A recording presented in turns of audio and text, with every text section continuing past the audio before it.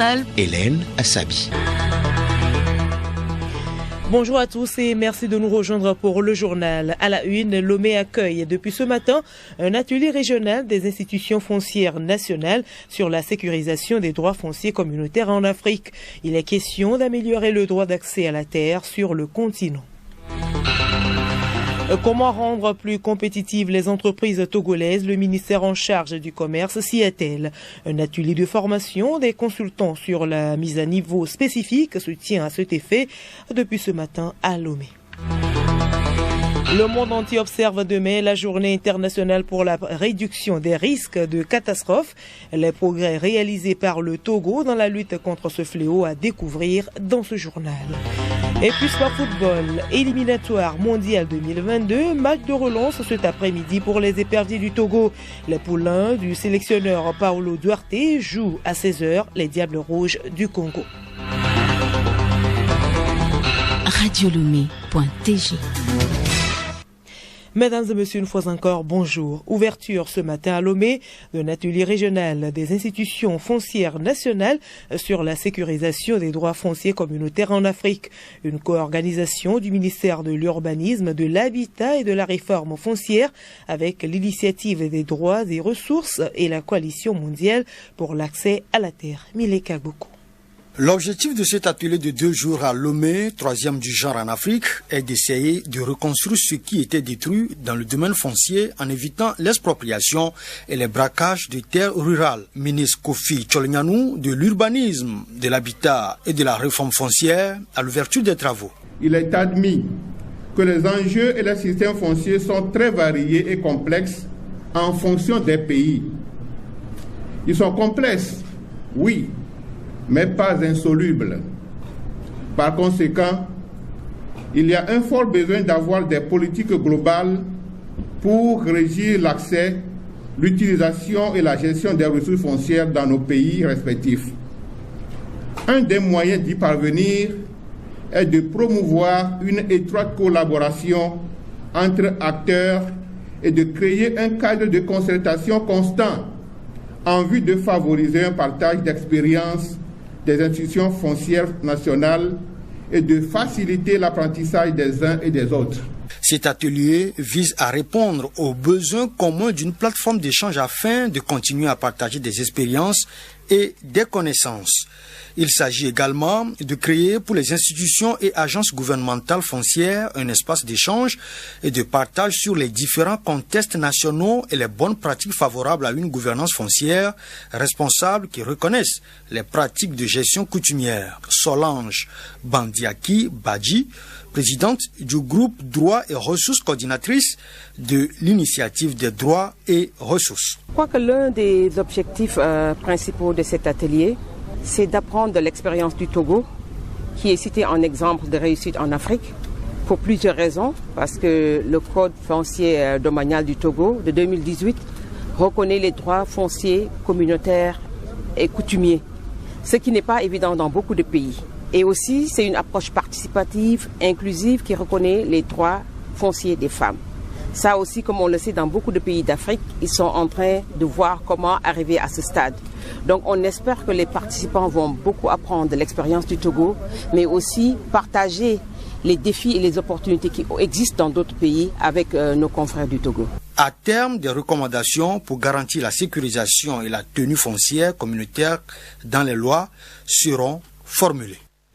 Merci à vous, Mileka Boko. De son côté, le ministère en charge du commerce veut rendre plus compétitives les entreprises togolaises. Un atelier national de formation des consultants sur la mise à niveau spécifique s'est ouvert en ce sens depuis ce matin à Lomé. Marie-Claire Pagnon.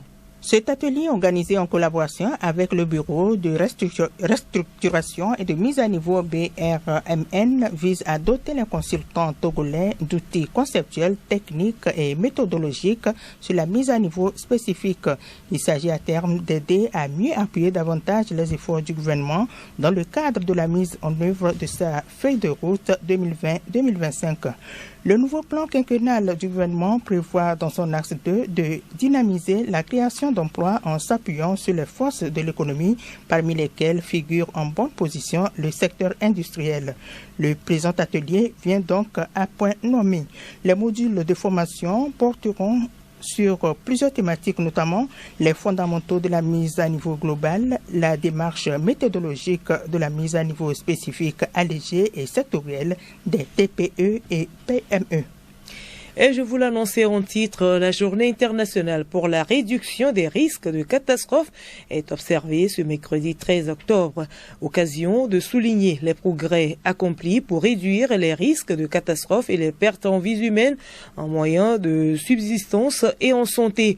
Au Togo, les expériences passées dans la gestion des catastrophes et des situations d'urgence ont démontré les insuffisances dans la coordination des acteurs y intervenants. Pour pallier ces manquements, le gouvernement a entrepris plusieurs actions dont l'élaboration et l'actualisation périodique des instruments de la planification et de gestion des situations de crise. Des explications dans ce magazine de Raoul Tetounyaki, une présentation de Nathalie Ekbaneke. Dans le souci de lutter efficacement contre ces calamités naturelles telles que les inondations, tornades, sécheresses, érosions côtières, les feux de brousse entre autres, l'Agence nationale de la protection civile a élaboré un guide pratique de gestion des risques de catastrophes et menaces à l'usage des autorités locales. Nombre d'avantages s'offrent donc aux communes. Yawa Kuigan, présidente de la fêtière des communes du Togo. Face à la force des éléments qui sèment la désolation lorsqu'ils se déchaînent, ou pour réduire les pratiques à risque, comme les feux de végétation, les constructions dans les zones inappropriées, chaque acteur décentralisé doit savoir exactement quelle intervention est attendue de lui et quelles sont ses interactions utiles avec les autres maillons de la chaîne. Le guide se trouve donc à la croisée des réponses multiples à ces situations d'urgence pour baliser les lignes d'action et coordonner les interventions afin de permettre une collaboration harmonieuse et d'accroître l'efficacité des mécanismes de réponse. Le directeur général de l'Agence nationale pour la protection civile, lieutenant-colonel Yoma Baka, explique le bien fondé de ce guide. Avec la décentralisation et la création des communes, il était important de partager notre savoir-faire au niveau de la base. C'est ce savoir-faire qui est contenu dans ce guide. Nous avons des phases dans la gestion des situations d'urgence, avant, pendant et après les catastrophes. Qu'est-ce que les élus locaux doivent faire? Et c'est ça le contenu. Il fallait éditer le guide, former les élus locaux à l'usage de ce guide sur la gestion des situations d'urgence et de menaces. Ce guide ainsi élaboré et validé sera mis à la disposition des autorités locales qui nourrissent le besoin d'avoir des explications du document afin de prendre en main son exploitation à des fins utiles. Et nous poursuivons ce journal avec ce communiqué de la HAC. L'hebdomadaire des gardiennes écope d'une suspension de 4 mois de parution pour manquement grave. C'est une décision de la haute autorité de l'audiovisuel de la communication HAC. Le contenu du communiqué avec vous, Sibi Lawson. Vu le code de déontologie des journalistes du Togo, considérant que dans sa parution numéro 0126 du 23 septembre 2021, le journal des Guardiennes a consacré un article à la campagne de vaccination contre le Covid-19 intitulé « Vaccination forcée avec chars et fusils d'assaut au Togo, le régime en course pour le prix Nobel de la paix », considérant que dans l'émission Miwenignon, diffusée en direct sur les antennes de Radio Canal FM le mardi 28 septembre 2021, essentiellement consacrée à la campagne de vaccination contre la Covid-19 au Togo, M. Ambroise Yaoukmonjo, directeur de la publication du journal des Guardiennes, est intervenu par appel téléphonique, considérant qu'il a fait des révélations au sujet d'une probable vaccination des élèves, information qu'il a reprise dans sa parution numéro 0127 du 30 septembre 2021, selon lesquelles le directeur du CEG-SEGB a porté à la connaissance des élèves qu'ils seront vaccinés dans les jours à venir, considérant que selon le directeur de la publication du journal des Guardiennes, il s'agit d'informations avérées sur lesquelles il aurait fait des investigations qui confirment la véracité de ces informations, considérant qu'au cours de l'émission, il a déclaré avoir été interpellé par un parent d'élève qui s'insurge contre cette décision de vacciner les élèves dont l'âge est compris entre 13 et 14 ans, alors que lui-même géniteur des élèves n'est pas encore vacciné, considérant que l'hebdomadaire des Guardiennes, dans sa parution numéro 0127 du 30 septembre 2021, dans un éditorial intitulé « Ma colère », a réaffirmé que des élèves du CEG-CB dans la banlieue sud-ouest de Lomé, âgés de 13 ou 14 ans, ont été informés par le directeur de l'établissement le lundi 27 septembre 2021, jour de la rentrée, qu'ils seront vaccinés.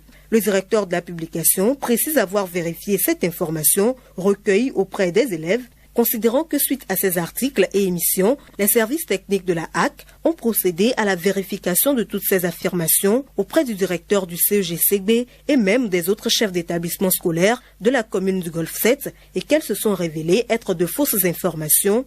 Considérant que dans le souci d'écouter sa version et d'échanger sur la véracité de ces informations publiées et diffusées, la haute autorité de l'audiovisuel et de la communication HAC a, le vendredi 1er octobre 2021, invité le directeur de la publication de l'hebdomadaire des Guardianes à une séance d'audition le mercredi 6 octobre 2021, considérant que M. Ambroise Yao Ponjo, directeur de la publication du journal des Guardianes, ne s'étant pas fait vacciner et ne disposant pas d'un test PCR négatif de moins de 72 heures, n'a pas été autorisé à accéder à la salle d'audition, conformément aux mesures prises par le gouvernement pour accéder au bâtiment administratif, qu'à cet effet, la HAC a programmé une autre audition le lundi 11 octobre 2021 pour permettre au directeur de la publication de se conformer aux dispositions d'accès au bâtiment administratif et qu'il lui a été notifié par courrier, considérant que le directeur de la publication de l'hebdomadaire des Guardianes, par courrier en date du vendredi 8 octobre 2021, parvenu à la HAC à 17h17,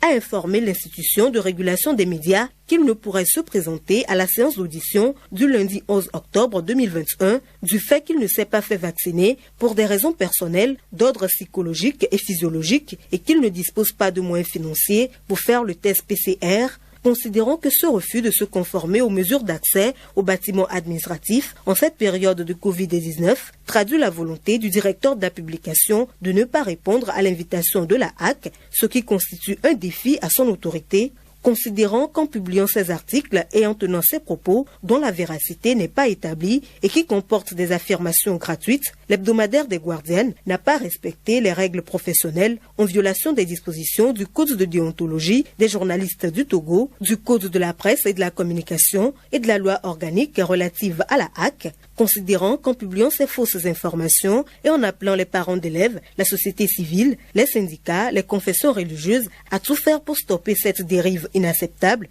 le journal incite à la désobéissance civile, ce qui constitue une faute professionnelle grave sanctionnée par l'article 157 du Code de la presse et de la communication. En conséquence et en application de l'article 65, alinéa 3 de la loi organique numéro 2018-029 portant modification de la loi organique numéro 2004-021 du 15 décembre 2004 relative à la haute autorité de l'audiovisuel et de la communication et de l'article 15 du décret numéro 2021-004/PR du 13 janvier 2021 fixant les conditions de délivrance, de renouvellement, de suspension ou de retrait de la carte de presse et d'accréditation des envoyés spéciaux et des correspondants permanents de presse au Togo. La HAC, après en avoir délibéré en sa séance plénière extraordinaire du lundi 11 octobre 2021, décide. Article 1er. Une suspension de 4 mois de parution de l'hebdomadaire des Guardianes à compter du mardi 12 octobre 2021. Article 2. Une suspension de 4 mois de la carte de presse numéro 490/2021/HAC/P établie le 10 mai 2021 au nom de M. Yao Maousek Ponjo, directeur de la publication du journal des Guardianes. En conséquence, M. Ponjo n'est pas autorisé à exercer la profession de journaliste pendant cette période.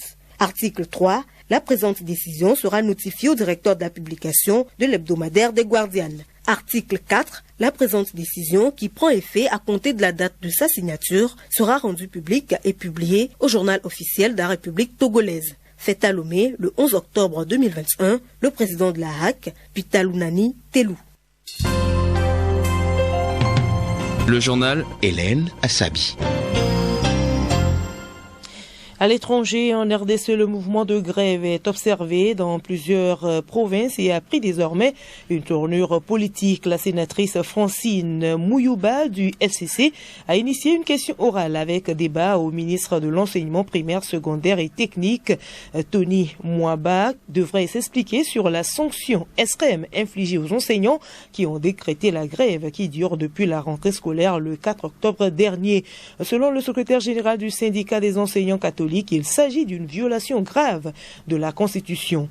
Crise politique au Soudan, le président du Conseil souverain, le général Abdel Fattah al-Burhan, a exigé la dissolution du gouvernement hier. En théorie, il n'en a pas le pouvoir. C'est au Premier ministre Abdallah Hamdok que revient une telle décision. Mais cette déclaration met de l'huile sur le feu alors que le temps monte encore un peu plus chaque jour entre civils et militaires qui se partagent le pouvoir.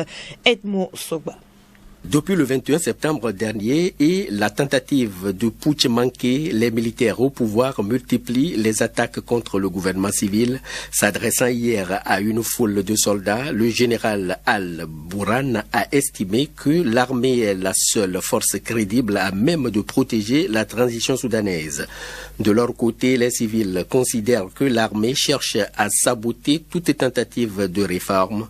Ils appellent à une refonte intégrale des forces de sécurité et accusent les généraux de ne pas respecter le document constitutionnel signé en août 2019. Le problème, c'est que cette guerre des mots se déroule sur fond de crise. Dans l'est du pays, à Port-Soudan, des centaines de manifestants de la tribu des Béja bloquent depuis près d'un mois les installations portuaires. Plus d'importation, plus d'exportation, une situation qui aggrave d'autant plus les pénuries déjà quotidiennes.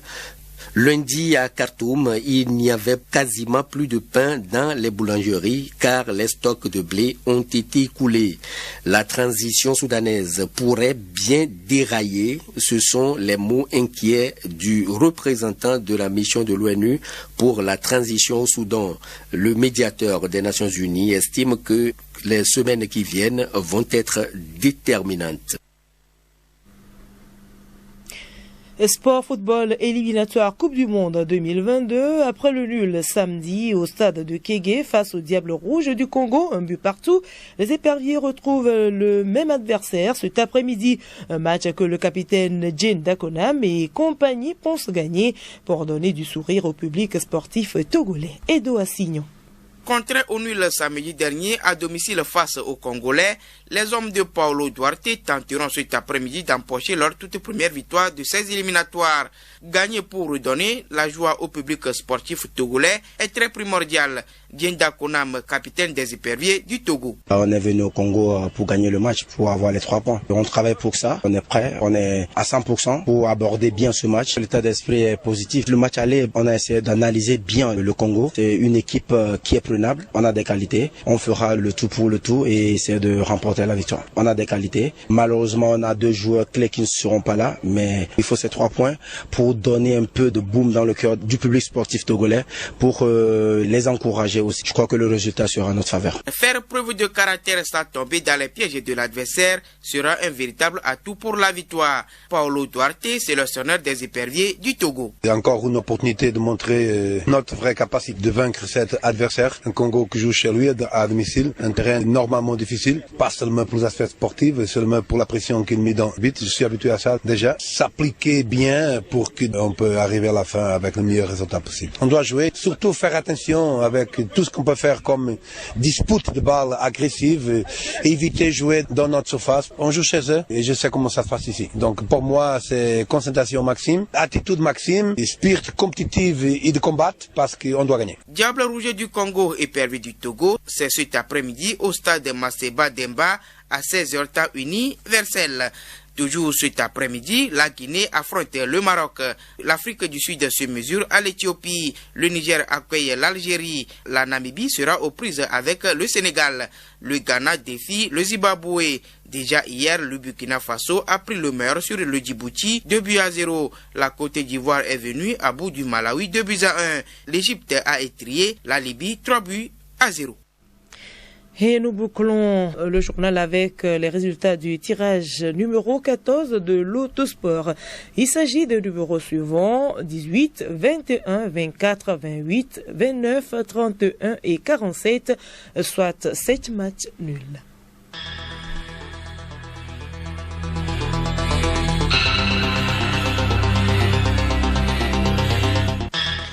Point final à ce journal. Retenez pour l'essentiel que Lomé accueille depuis ce matin un atelier régional des institutions foncières nationales sur la sécurisation des droits fonciers communautaires en Afrique.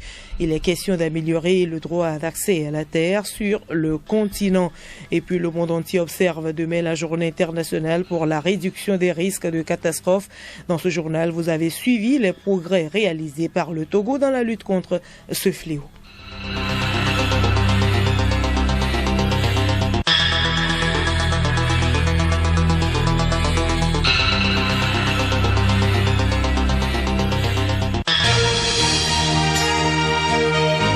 Radio Lomé, boîte postale 434, email radiolomé@radiolomé.tg. radiolomé.tg